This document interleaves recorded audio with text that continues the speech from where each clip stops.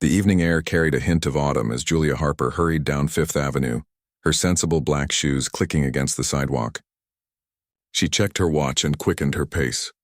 Being late to Le Ciel was not an option, especially on a Friday night when the restaurant would be packed with the city's elite. At 26, Julia's life had fallen into a familiar rhythm. Mornings spent practicing piano at her tiny apartment, afternoons attending classes at the city conservatory, and evenings waiting tables at one of the most exclusive restaurants in town. It wasn't glamorous, but it paid the bills, most of them. Anyway, she slipped through the staff entrance at the back of the converted brownstone building, nodding to the dishwashers who were already elbow-deep in suds. The kitchen buzzed with the controlled chaos that preceded dinner service, chefs barking orders, the hiss of searing meat, the rhythmic chopping of vegetables on wooden boards. Cutting it close, aren't we? Peter, the head chef, called out without looking up from the sauce he was reducing. Sorry, Julia replied, hanging her coat on the rack. The subway stalled again. She hurried to the small locker room, changing quickly into her uniform. A crisp white shirt, black vest, and knee-length skirt. As she tied her apron around her waist, she caught her reflection in the mirror. Dark circles shadowed her eyes, evidence of late nights spent practicing Rachmaninoff until her fingers ached. She pinned her long brown hair into a neat bun and applied a touch of lip gloss. At Le Ciel, appearance mattered almost as much as efficiency. Julia, Diane, the restaurant manager, appeared in the doorway. In her 50s, with salt and pepper hair and sharp eyes that missed nothing, Diane ran the front of house with military precision. You've got sections 3 and 4 tonight. The Henderson party is coming in at 8, and we've got the Harrington reservation at 7.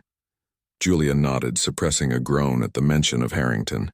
Richard Harrington was infamous among the waitstaff, a wealthy investment banker with a taste for expensive wine, and belittling those he considered beneath him. Great, she said, forcing a smile. Anything else I should know? The piano tuner came today, Diane said, her expression softening slightly. She knew about Julia's studies at the conservatory. That beautiful Steinway is ready for next week's guest performer. The grand piano sat in the corner of the main dining room, its polished surface gleaming under the soft lighting. It was mainly for show, part of the restaurant's old-world charm, though they occasionally brought in pianists for special events. Julia had never played it, though her fingers itched to every time she walked past. Maybe one day I'll get to try it, she said with a small laugh. Maybe, Diane replied with a wink. But right now we've got hungry people to feed. Let's go. The dining room of Le Ciel was a study in understated luxury. Crystal chandeliers hung from coffered ceilings, casting a warm glow over tables draped with pristine white linen. Floor-to-ceiling windows offered views of the twinkling city lights, while dark wood paneling gave the space a sense of timeless elegance. At precisely 6 o'clock, the doors opened, and the first diners began to arrive. Julia moved efficiently between her tables, taking orders, making recommendations, and ensuring wine glasses never emptied. Years of practice had made her good at reading people, knowing when to engage in conversation and when to fade into the background. By 7, the restaurant hummed with conversation and the gentle clink of silverware on fine china. Julia was describing the evening's special, a wild mushroom risotto with black truffle, to an elderly couple when the maitre d' approached. The Harrington party has arrived, he murmured discreetly. Table 12. Julia nodded, finishing her description before making her way to the front of the restaurant. Richard Harrington stood impatiently by the host stand, flanked by 4 men in expensive suits. In his mid-40s, with slicked-back hair and a perpetual frown, Harrington exuded the confidence of someone accustomed to getting his way. Mr. Harrington, welcome back to Le Ciel, Julia greeted him with a professional smile. Your table is ready. Please follow me. Harrington barely acknowledged her, continuing his conversation about market fluctuations as she led the group to a prime table near the windows. She handed out menus and recited the evening's specials, aware of how Harrington's eyes never quite met hers. We'll start with a bottle of the 2005 Chateau Margaux, he said, cutting her off mid-sentence. And make sure it's properly decanted this time.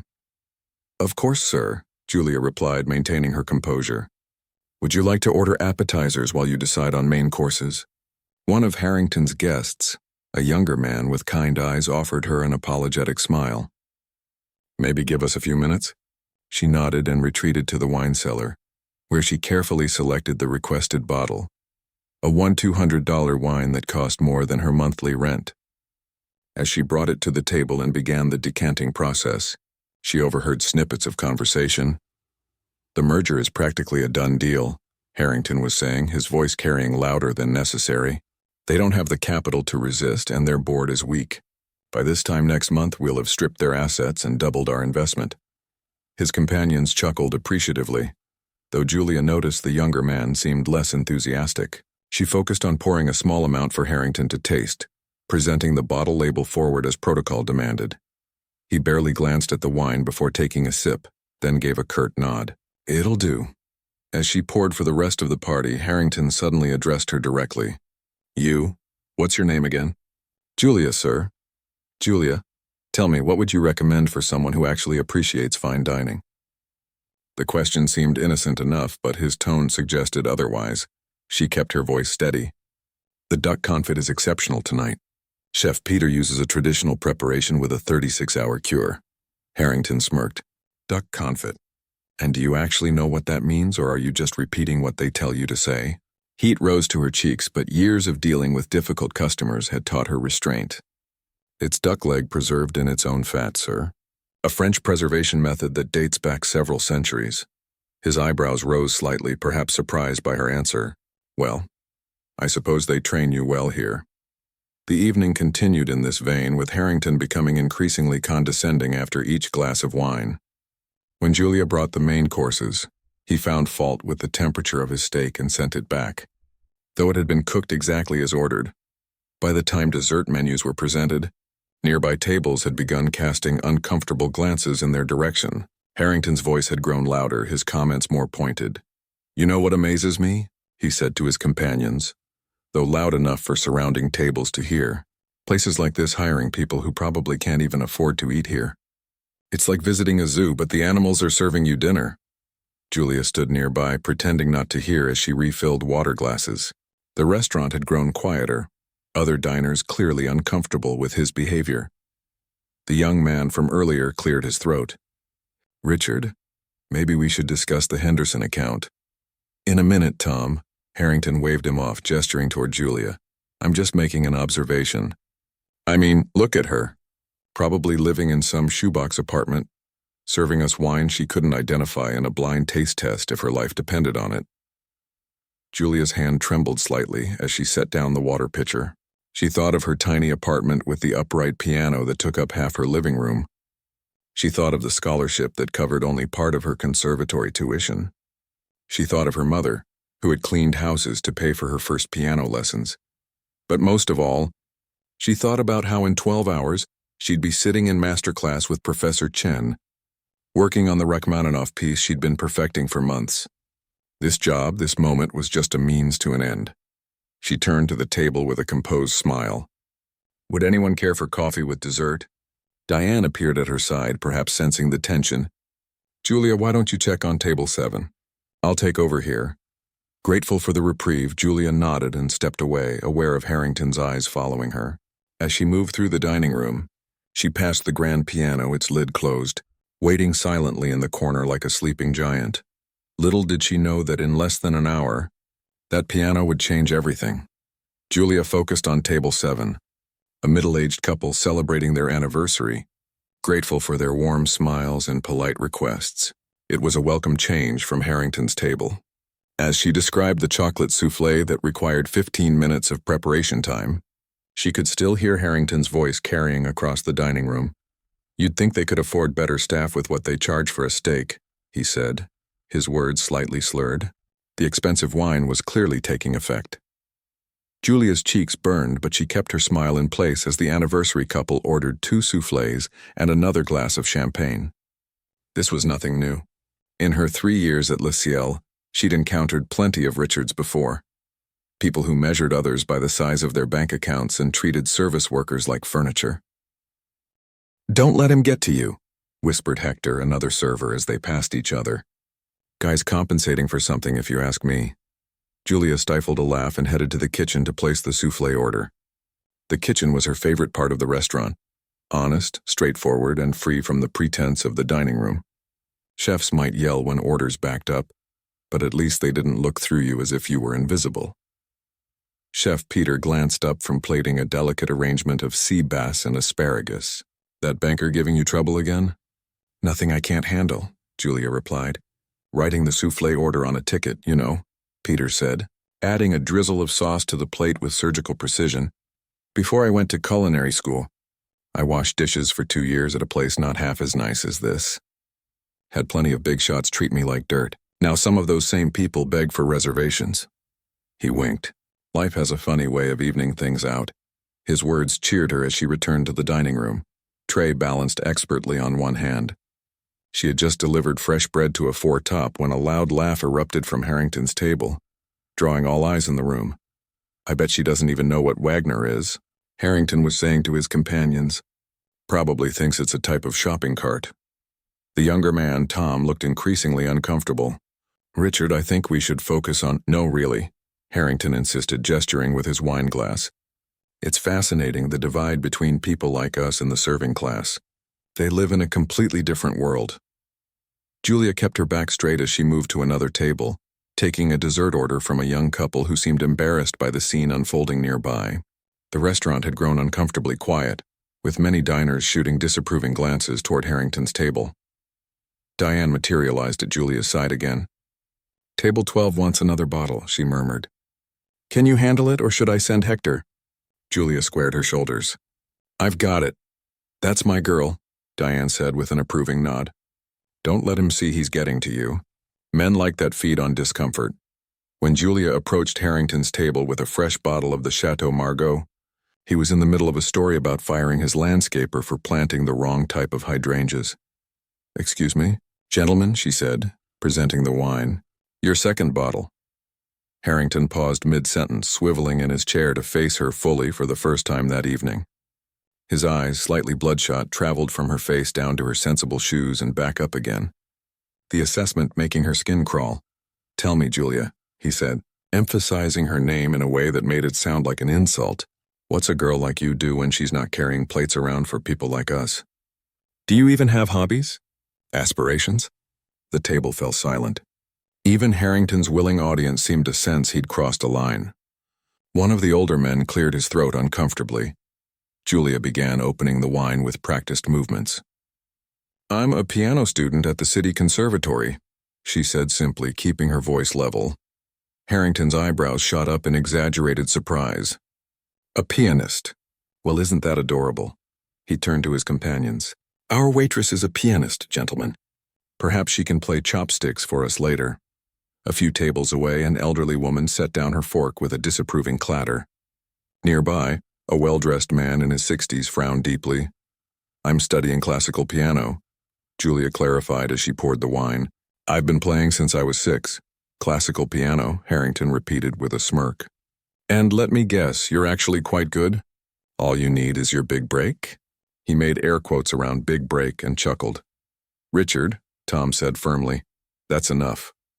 But Harrington was on a roll now, fueled by expensive wine and an audience he assumed shared his disdain. No, I'm genuinely curious. We have ourselves a regular prodigy here." He gestured broadly. "Tell us, Julia the pianist, what great works are you mastering between serving appetizers and clearing plates?" Julia finished pouring the last glass and set the bottle in the ice bucket. "I'm working on Rachmaninoff's Piano Concerto No. 2, she said quietly. For a moment, Harrington seemed taken aback by her specific answer. Then he laughed loudly. "Rachmaninoff! Well, pardon me, and here I thought you might be playing jingles at the shopping mall." By now, most of the dining room had given up any pretense of not listening. Julia felt dozens of eyes on her, some pitying, others angry on her behalf. She had never been one to make scenes or draw attention to herself. Her mother had raised her to keep her head down, do her work, and find her joy in private moments. But something about Harrington's dismissive tone made her stand a little straighter. "Is there anything else you need, sir?" she asked, her voice steadier than she felt. Harrington looked at her, then at the grand piano in the corner of the room. His eyes lit up with what could only be described as malicious inspiration. "Actually," he said, tapping his fingers on the table, "there is something." He pointed to the piano. That beautiful instrument has been sitting there all evening without anyone playing it. Seems like such a waste. Julia's stomach tightened. She glanced at Diane, who was watching the exchange from near the kitchen doors, her expression tense. The piano is reserved for special performances, Julia explained. We have a guest pianist coming next week, but we have our very own pianist right here, Harrington exclaimed, loud enough for the entire restaurant to hear. He stood suddenly, wobbling slightly. Ladies and gentlemen, did you know that our server tonight is apparently a classical pianist? Studying at the conservatory, no less. A horrified silence fell over the dining room. Tom tugged at Harrington's sleeve. Sit down, Richard. You're making a fool of yourself. Harrington shook him off. I propose a demonstration, he announced. If our waitress is truly the pianist she claims to be, surely she wouldn't mind playing something for us. He reached into his pocket and pulled out his wallet, extracting several $100 bills. In fact, I'll make it worth her while. He slapped the money on the table, his challenge clear. What do you say, Julia? Show us some of that Rachmaninoff you're supposedly studying. Or is serving food the only thing you're actually qualified to do? Julia felt the blood drain from her face. In all her years of recitals and performances, she'd never felt stage fright like this. A cold, paralyzing fear that rooted her to the spot. It wasn't fear of playing. It was the humiliation of being put on display like some circus animal expected to perform tricks. Diane was suddenly beside her. Mr. Harrington, she said firmly, this is inappropriate. Our staff is not here for your entertainment. I'm offering her money, Harrington replied with a dismissive wave, probably more than she makes in a week. Unless, of course, she's been lying about her abilities. From across the room, the elderly woman who had set down her fork earlier spoke up. Young man, your behavior is disgraceful, she called out in a voice that belied her fragile appearance. Some of us came here for a peaceful dinner, not to witness your boorish display. Several diners murmured in agreement. Harrington's face darkened with anger and embarrassment. I just thought we could liven things up a bit, he said defensively. Besides, if she's really a pianist, she should be eager to play. Isn't that what artists want? An audience? Julia felt a hand on her shoulder and turned to find Chef Peter standing there, having emerged from the kitchen. His normally jovial face was serious. You don't have to do this, he said quietly. But something had shifted inside Julia. The fear was still there, but now it mingled with a simmering anger and, surprisingly, a flicker of opportunity. She thought of all the hours spent practicing in her tiny apartment, the sacrifices her mother had made, the dreams she still clung to despite the daily grind of work and study. She looked at the piano, the beautiful Steinway that she passed every day but had never touched. Then she looked at Harrington, with his smug smile and his money on the table, so certain she would either embarrass herself or back down. Actually, she said, finding her voice, I would be happy to play. A murmur rippled through the restaurant. Harrington's smile faltered slightly. That is, Julia added, looking to Diane. If it's allowed. Diane studied her face for a moment, then nodded slowly. The piano is tuned today. It seems only fitting we should hear how it sounds. As Julia handed her serving tray to Hector, she caught sight of her reflection in one of the restaurant's mirrored walls. She looked exactly the same as she had an hour ago, same uniform, same carefully pinned hair. Yet everything had changed. In a few moments, she would either vindicate herself or confirm Harrington's cruel assumptions. She took a deep breath and walked toward the piano, aware that everyone in Le Ciel was watching her, waiting to see what would happen next. The walk to the piano felt like the longest journey of Julia's life. Each step across the plush carpet of Le Ciel's dining room echoed in her mind, accompanied by the deafening silence that had fallen over the restaurant. Not a fork clinked against a plate, not a glass was set down. Even the kitchen staff had emerged to stand at the doorway watching. The grand piano waited in the corner, its polished black surface gleaming under the soft chandelier light. It was a Steinway Model B, the living room grand, though in a space as large as Le Ciel's dining room it seemed almost modest. Julia had admired it from afar for 3 years, imagining how its keys would feel beneath her fingers, how its sound would resonate in this space with its high ceilings and perfect acoustics. Now she would find out, with every eye in the room upon her. Behind her she could hear Harrington's smug voice. This should be entertaining, he said to his companions, not bothering to lower his volume. $10 says she can barely play Happy Birthday. Julia reached the piano and paused, running her fingertips lightly along its edge. The wood was cool and smooth under her touch. She looked back at the dining room, at the sea of faces turned toward her, some curious, some sympathetic, some eagerly anticipating her failure. Her gaze landed on Diane, who gave her a small, encouraging nod. Next to her stood Chef Peter, arms crossed over his chest, a hint of a smile playing at his lips. Hector and the other servers watched from their stations, their usual professional detachment replaced by expressions of nervous anticipation. And then there was Harrington, leaning back in his chair with his arms folded, that infuriating smirk still plastered across his face. The money he'd thrown down, $500, by her quick count, lay scattered on the white tablecloth like a gauntlet. Julia turned back to the piano and carefully lifted the fallboard that covered the keys. The perfect row of black and white gleamed up at her, familiar yet strange. Unlike her weathered upright at home, with its slightly yellowed keys and the C that occasionally stuck, this instrument was immaculate, each key a promise of perfect sound.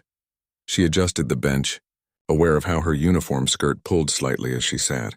In her mind, she had always imagined playing here in a concert dress, her hair styled, her hands adorned with nothing more practical than a simple ring. Instead, she wore her server's clothes, her hair in its functional bun, her hands slightly raw from carrying hot plates and wiping down tables. It didn't matter. None of it mattered once her fingers touched the keys. She placed her hands in position, closed her eyes for just a moment, and began to play. The first notes of Rachmaninoff's Piano Concerto No. 2 filled the room, those famous opening chords, slow and deliberate, building in intensity like the tolling of a bell. Julia had been working on this piece for months, struggling through its notorious technical difficulties, trying to capture its emotional depth. It was ambitious, perhaps too ambitious for a third-year student, as her professor had gently suggested. But something about the piece had called to her, its journey from darkness to light, from struggle to triumph, much like her own journey. As she moved from the brooding opening into the more intricate passages, her body relaxed into the familiar movements. Her fingers found the keys without conscious thought, muscle memory taking over where nervousness might have interfered.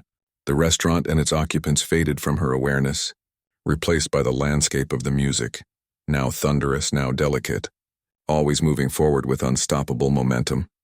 A collective gasp rose from the diners as she navigated a particularly difficult run, her hands a blur over the keys. Someone whispered, "My God," loud enough to be heard over the music.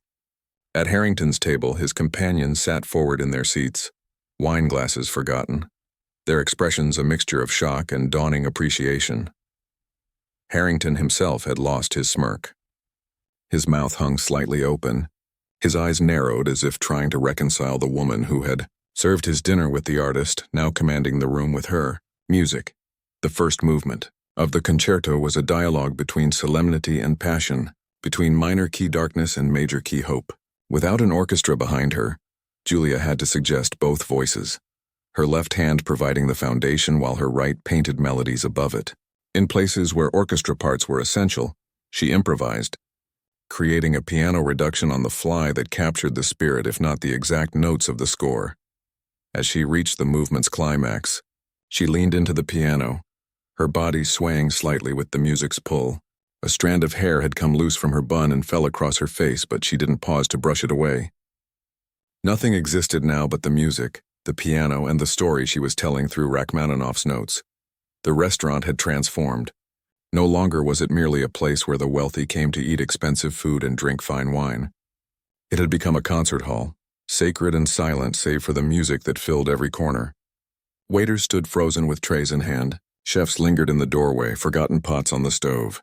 Diners sat with food growing cold before them, transfixed by the unexpected performance unfolding in their midst.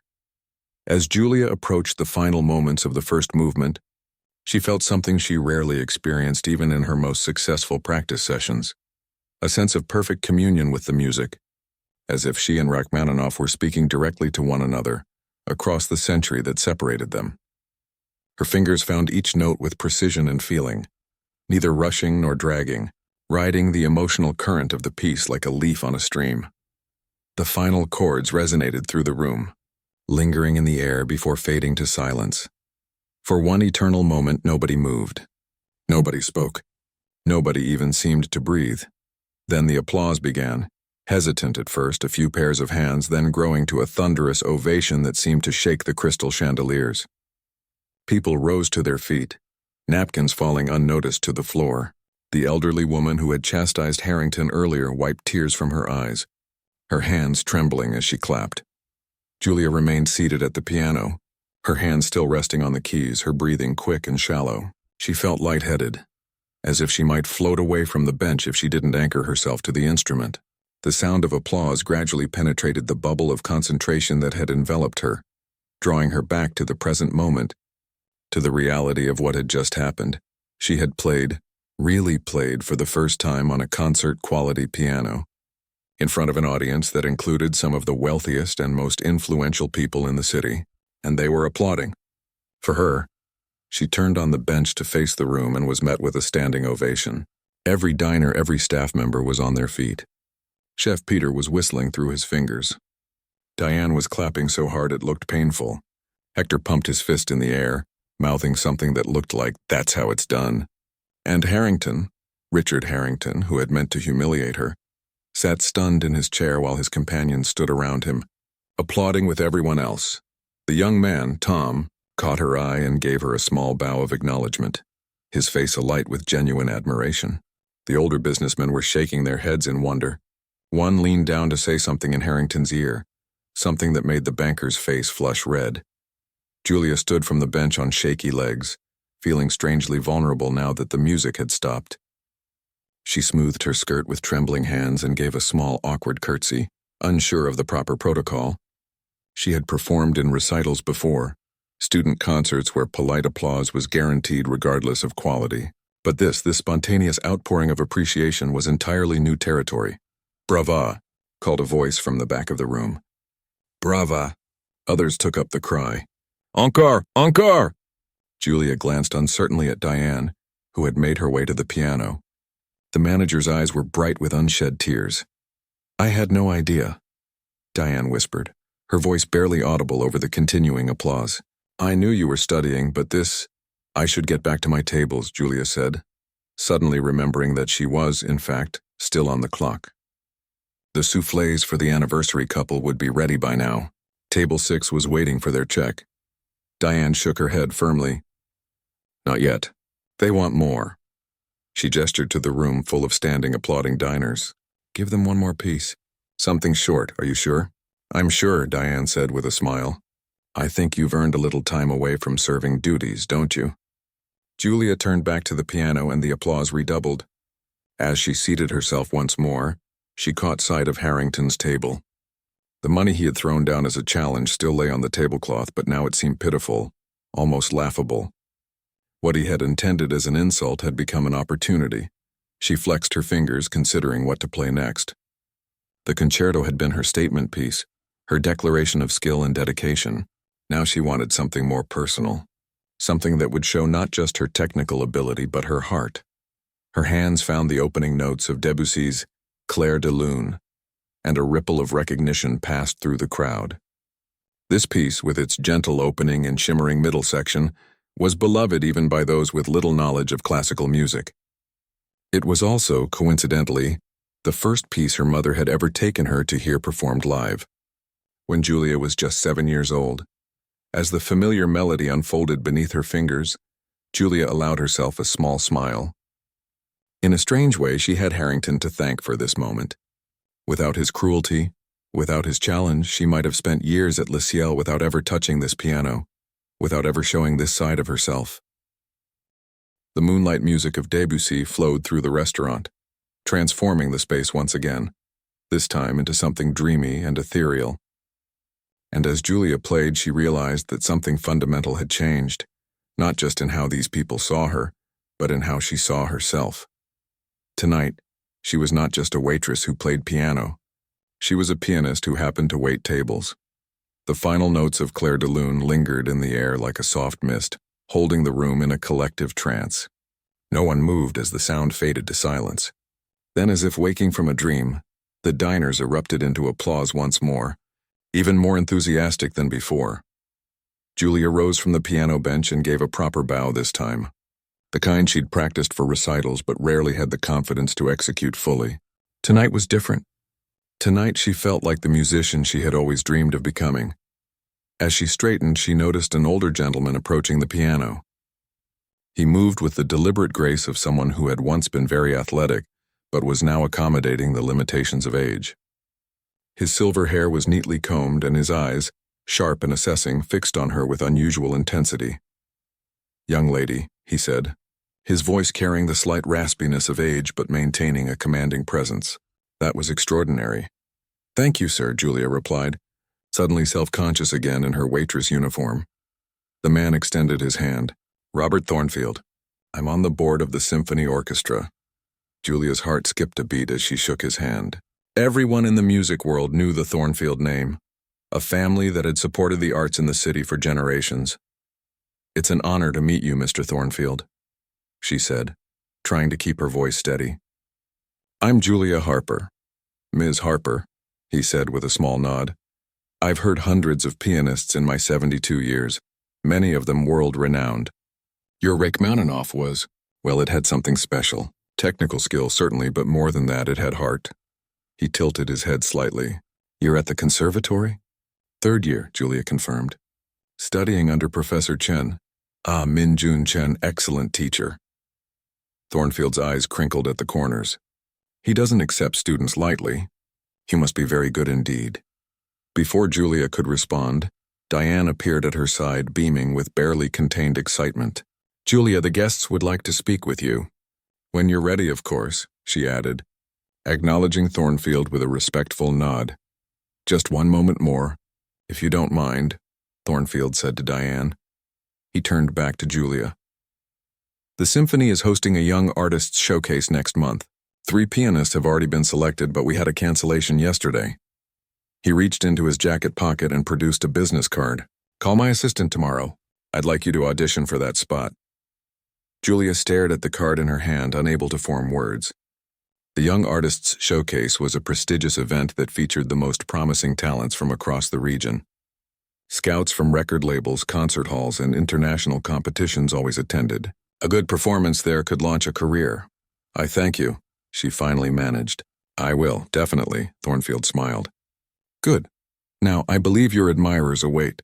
He gestured to the dining room, where several tables of people were watching their exchange with open curiosity. As Thornfield returned to his table, Diane squeezed Julia's arm. "Do you have any idea who that was?" she whispered. "Robert Thornfield," Julia said, still staring at the business card. "From the symphony board." "Not just the board," Diane corrected. "He practically runs the symphony. His family's foundation is their biggest donor." She shook her head in wonder. "Julia, this is huge." For the next 20 minutes, Julia moved from table to table as diners called her over to express their admiration. A retired music teacher raved about her interpretation of the Rachmaninoff. A young couple asked if she gave private lessons. The anniversary pair she'd been serving earlier told her they'd just witnessed something they would remember for the rest of their lives. "We came here for our anniversary," the wife said, her eyes bright with emotion. "But your music was the real gift tonight." Throughout it all, Julia felt as if she were floating slightly above herself, watching this surreal scene unfold. Just an hour ago, she'd been taking orders and filling water glasses, invisible to most of these people except as a server of food and drink. Now they looked at her, really looked at her, with respect and admiration. Eventually, she found herself approaching Harrington's table. The atmosphere there was markedly different from the rest of the restaurant. The banker sat slumped in his chair, swirling the remnants of wine in his glass, his earlier bravado deflated. His companions, however, stood as she approached. Tom, the younger businessman who had seemed uncomfortable with Harrington's behavior from the beginning, spoke first. "That was incredible," he said with genuine enthusiasm. "Truly amazing. I've heard that piece performed by professionals, and your interpretation was—" He paused, searching for the right word. "It was alive." "Thank you," Julia said simply. The older men in the group nodded their agreement, one of them adding, "You have a remarkable gift, young lady." Only Harrington remained seated, avoiding her eyes. The money he had thrown down as a challenge still lay on the table untouched. "Your tip," he muttered, gesturing vaguely at the bills. Julia looked at the money, then at Harrington. In that moment, she realized she had a choice. She could take his money as a victor claiming a prize, or she could do something else entirely. "Thank you for the opportunity to play tonight, Mr. Harrington," she said, leaving the money where it lay. "I hope you enjoyed the performance." She turned to leave, but Harrington's voice stopped her. "Wait." For the first time that evening, he sounded uncertain. "You're really studying at the conservatory?" Julia nodded. "For 3 years now. And you work here? Why, for the experience or something?" The question was so absurd that Julia almost laughed. "I work here because tuition is expensive," she said. "And apartments aren't free, and neither are groceries or sheet music or piano maintenance." Harrington frowned as if this basic economic reality had never occurred to him. "But with your talent doesn't pay bills," Julia said quietly. "Not until someone decides it's worth paying for." She didn't wait for his response. The conversation had already taken too much of her energy, and there were still tables to attend to. Even if the dynamic had shifted dramatically, as she walked away, she heard Tom say to Harrington, "You look like you could use some coffee. Rick, it's going to be a long night of groveling." Back at the server station, Hector greeted her with a fist bump. "That," he said emphatically, "was the most amazing thing I've ever seen happen in this restaurant. And I once saw a celebrity couple break up so loudly they threw lobster at each other." Julia laughed, the tension of the evening finally beginning to dissipate. "I still can't believe it happened." "Believe it," Hector said. "Also, fair warning, I'm going to be telling people I know a famous pianist for years to come." "I'm hardly famous," Julia protested. "Yet," Hector corrected. "Not famous yet." The rest of the evening passed in a blur. Julia returned to her serving duties, though many diners now greeted her by name and treated her with a deference usually reserved for the chef. Several people pressed business cards into her hand. A gallery owner who needed a pianist for an opening, a wealthy mother looking for a teacher for her children, a church music director with a vacancy for a weekend accompanist. Through it all, Julia maintained her professionalism, balancing her newfound recognition with the job she still needed to do. She served desserts, cleared plates, and brought checks, all while fielding questions about her musical background and training. Near the end of the night, as the dining room gradually emptied, Julia found herself once again near the piano. She ran her fingers lightly over the keys, still warm from her playing, still vibrating somehow with the memory of the music she had created. Chef Peter emerged from the kitchen, his tall white hat removed, his apron stained from a night of creating culinary art. "So," he said, joining her by the piano. "That happened," Julia smiled. "That happened. You know what this reminds me of?" Peter asked, leaning against the piano. "What?" "That story about the sword and the stone. All this time this piano has been sitting here, waiting for someone worthy to come along and reveal its true voice." He gestured to the instrument. "Turns out that someone was serving lobster bisque right next to it for 3 years. Julia laughed. "I don't think I'm the chosen one or anything." "Maybe not," Peter conceded with a grin. "But you sure showed old Moneybags a thing or two." His expression grew more serious. "Life has a way of evening things out, like I said." Before Julia could respond, Diane approached, accompanied by an older man Julia hadn't noticed among the diners. He was elegantly dressed in a tailored suit that spoke of money, but there was nothing flashy about him. His eyes, kind and thoughtful, studied her with interest. "Julia," Diane said, "this is Mr. Winters. He owns Le Ciel." Julia straightened immediately. In her 3 years at the restaurant, she had never met the owner. He was something of a mysterious figure who reportedly traveled extensively and trusted Diane to run the establishment. "It's a pleasure to meet you, sir," she said, extending her hand. Winters shook it firmly. "The pleasure is mine, Ms. Harper. I came in for a quiet dinner and received an unforgettable concert as well." His voice was deep and measured, with a slight accent she couldn't place.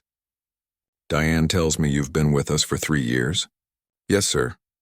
"And in all that time you never mentioned you could play like that?" Julia shrugged slightly. It never seemed relevant to serving food. Winters laughed, a rich, genuine sound. "Fair enough." He glanced at the piano, then back at Julia. "I've been thinking for some time that Le Ciel could benefit from regular musical performances. Not recorded music, live music.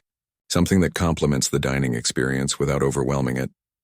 Julia's heart began to beat faster. I'm prepared to offer you a position, Winters continued.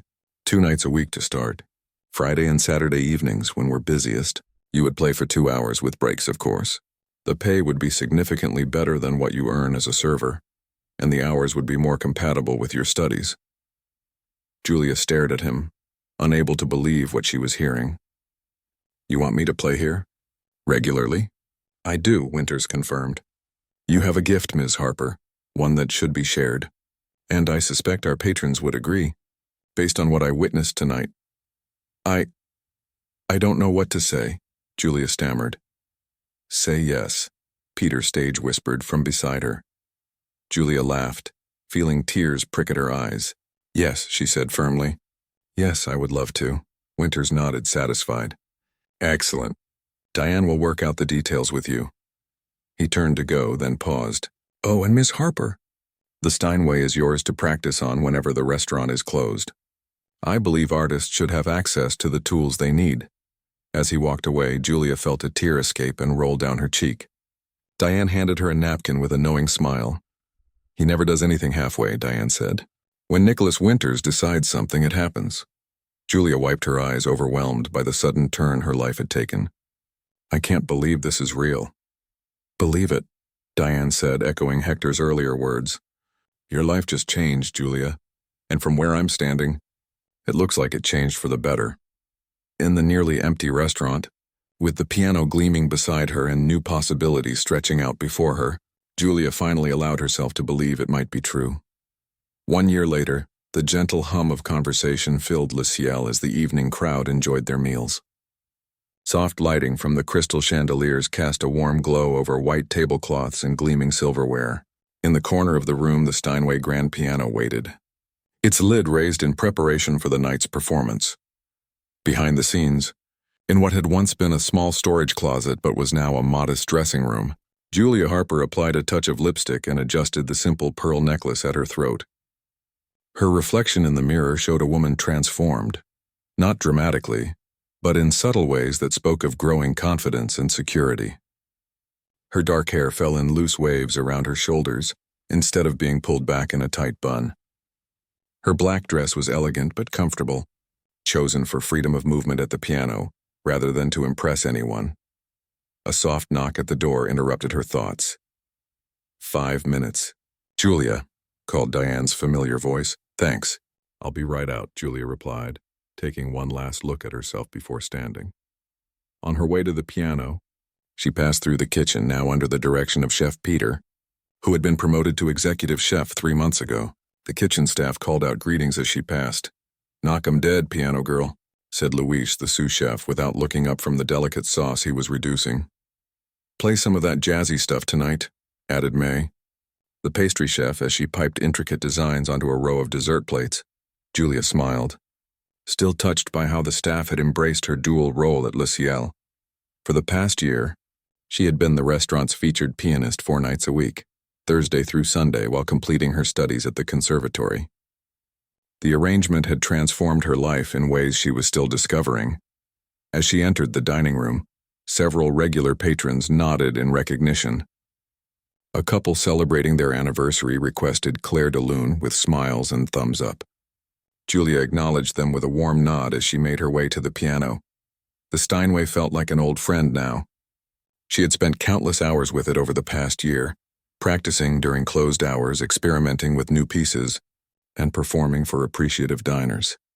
Mr. Winters had kept his word about making the instrument available to her, even going so far as to have a key made so she could come in during off hours to practice. She settled onto the bench, adjusted it slightly, and began to play. The first piece was always something gentle, designed to complement rather than overpower conversation. Tonight she chose Debussy's Reverie, its dreamy quality perfect for easing diners into the experience. As the music flowed from her fingers, Julia let her mind wander over the remarkable year that had passed since that fateful night when Richard Harrington had tried to humiliate her. The young artist's showcase had been a turning point. Her audition for Robert Thornfield had led to a featured spot in the program, where her performance of Rachmaninoff's Piano Concerto No. 2, this time with full orchestra accompaniment, had earned a standing ovation and critical praise in the local arts section.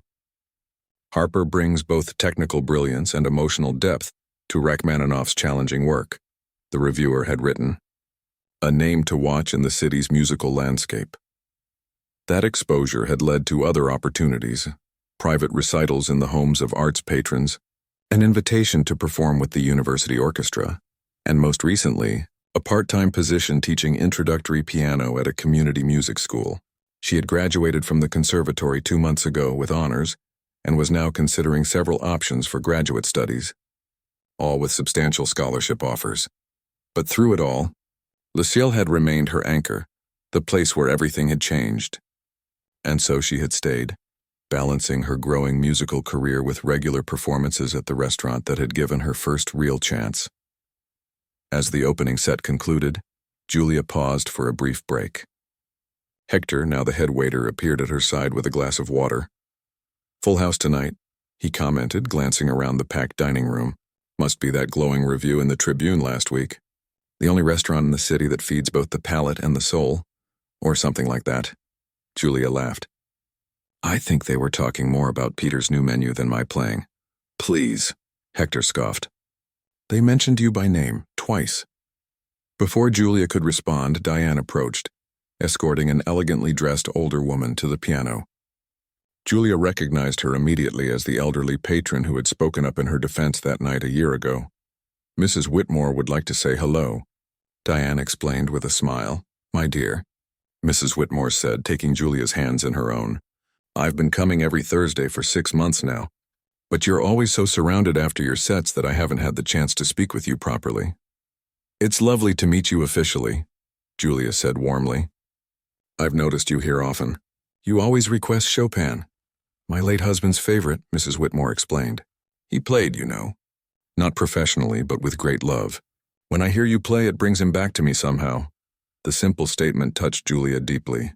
"That's the greatest compliment anyone could give me."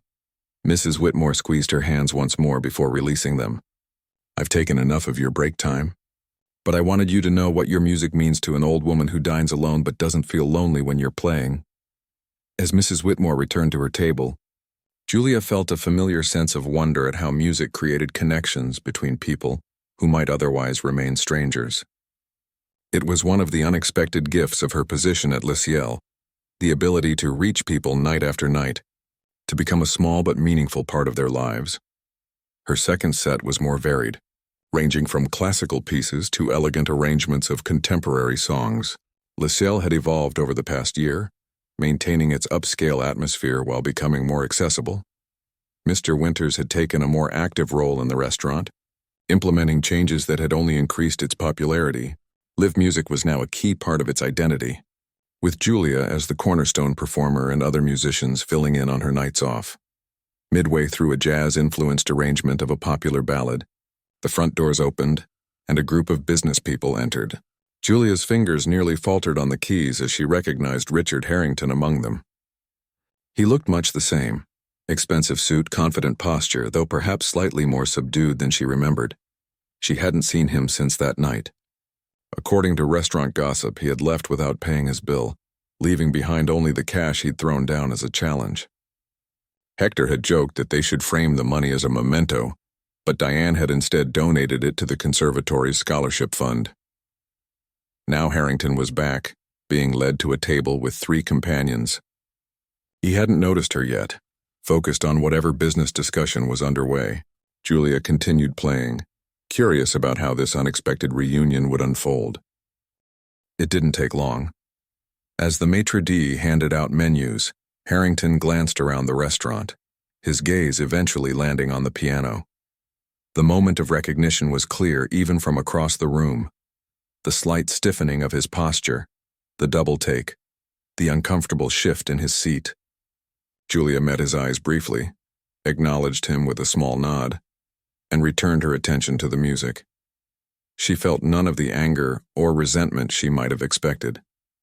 If anything, she felt a strange sense of gratitude. His cruelty had unintentionally opened a door that might have remained closed for years. When her set ended, Julia took a short break before the final performance of the evening. As she returned from the restroom, she found Harrington waiting near the piano, looking uncomfortable but determined. "Ms. Harper," he said formally. "Mr. Harrington," she replied, keeping her tone neutral. "Welcome back to Le Ciel." He cleared his throat. "I wasn't sure you'd remember me." The comment was so absurd that Julia couldn't help but smile. "I think we both know that's not true." Harrington had the grace to look embarrassed. "Fair enough." He hesitated, then continued. "I owe you an apology. My behavior that night was inexcusable." "Yes, it was," Julia agreed simply. He seemed taken aback by her directness, perhaps expecting polite demurral. "Well, I am sorry. Truly. And I can see things worked out well for you." He gestured to the piano, to her dress, to the restaurant around them. "They did," Julia said. "Though not because of you, despite what you might be thinking." Harrington frowned slightly. "I wasn't suggesting—" "Yes, you were," Julia interrupted gently. "You were thinking that your challenge was some kind of gift in disguise, that your rudeness somehow did me a favor. It didn't. What happened afterward came from years of hard work, from people who recognized talent without needing to humiliate me first, and from my own persistence." She smiled to soften her words. "But your apology is accepted." For a moment, Harrington looked like he might argue, but then something in his expression shifted. "You're right," he admitted. "I was thinking exactly that. Old habits, I suppose." "Well," Julia said, glancing at the clock, "I have one more set to play. Enjoy your dinner, Mr. Harrington." As she settled at the piano for her final performance of the night, Julia felt a sense of completion, as if a circle had been drawn and finally closed. She began with Rachmaninoff, not the concerto that had changed her life, but his prelude in G minor, its powerful opening chords commanding attention throughout the restaurant. From her seat at the piano, she could see the whole dining room spread. Before her, Diane expertly managing the floor, Hector leading a team of servers who moved with practiced grace between tables, Chef Peter occasionally emerging from the kitchen to chat with pleased diners. Mrs. Whitmore sat with eyes closed, swaying slightly to the music. And yes, even Richard Harrington watching with newfound respect as she played. But Julia's focus remained on the music, on the beautiful instrument beneath her fingers, and on the journey that had brought her here. In 1 year, she had gone from struggling student waitress to professional musician with growing recognition. She still faced challenges, graduate school decisions, career paths to navigate, the ever-present financial concerns of a young artist, but she faced them now from a position of greater security and confidence. As the evening drew to a close, Julia played a piece she had composed herself, something new she'd been working on during her early morning practice sessions. It was still rough in places, but it felt right to include it tonight, a musical representation of her own story, with echoes of struggle, moments of beauty, and an ending that suggested not conclusion, but continuation, possibility, growth. The final notes lingered in the air, then faded to silence. The diners applauded warmly, some rising to their feet. Julia stood and took a bow, her heart full. Later, after the last diners had departed and the staff was cleaning up, Julia sat alone at the piano, playing softly for herself. Diane approached with 2 glasses of champagne, handing one to Julia. 1 year, Diane said, raising her glass in a toast. To unexpected beginnings. Julia smiled and clinked her glass against Diane's. And to whatever comes next.